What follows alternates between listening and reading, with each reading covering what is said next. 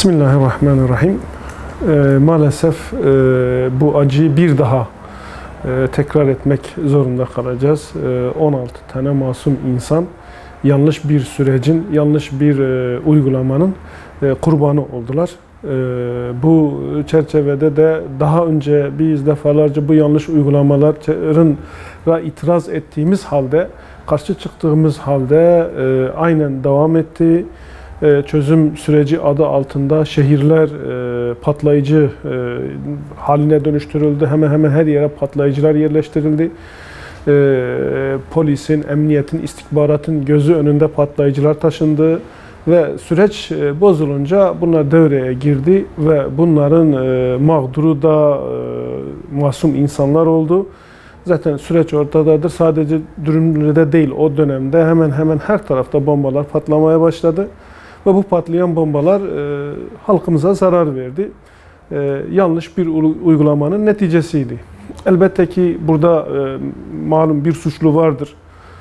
Fakat bu suçlar hiçbir zaman gündeme getirilmedi. Ortaklaşa yürütülen bir çalışmanın neticesinin kurbanı halkımız oldu. Temennimiz bunların bir daha olmaması, atılacak adımların sağlıklı bir şekilde atılması, halkımızın, vatandaşımızın faydasına olacak şekilde atılmasıdır. Öncelikle orada ölenlere rahmet, ailelerine sabr-ı cemil diliyorum. Bu tür acılar unutulmuyor. Yani belki normal şekilde ölümler üzerinden bir süre geçtikten sonra unutulur ama bu şekilde paramparça edilmiş cesetlerin böyle tarlalarda toplanarak bir torbaya getirilerek, yani neticede katledilen 16 kişinin bütün toplanan parçalar bir torba içerisinde. Yanlış hatırlamıyorsam 60 kilo civarında dediler. Yani 16 insan 60 kilo civarında kalmış şekilde parçaları toplanarak defnedildi. Yani bu acıların unutulması mümkün değildir.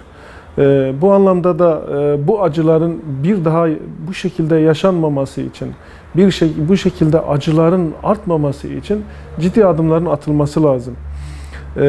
Yani bu insanlarımızın, toplumumuzun da uyanması lazım. Neye, ne şekilde, nasıl destek vereceklerini de iyi düşünmeleri lazım. Malum Dürümlü'de yaşanan olayın da neticesi buydu.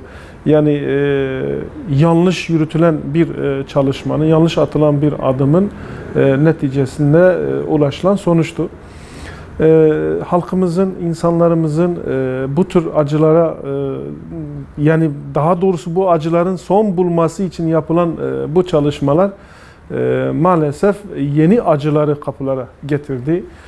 Tabii bu sonuç, yani süreç sadece Dürümlü ile ilgili değil, işte Sur'da, Nusaybin'de, Cizre'de, Şırnak'ta birbirini takip etti. Bu şekilde insanlarımız yeniden bir katliama tabi tutuldu, çukurlar kazıldı.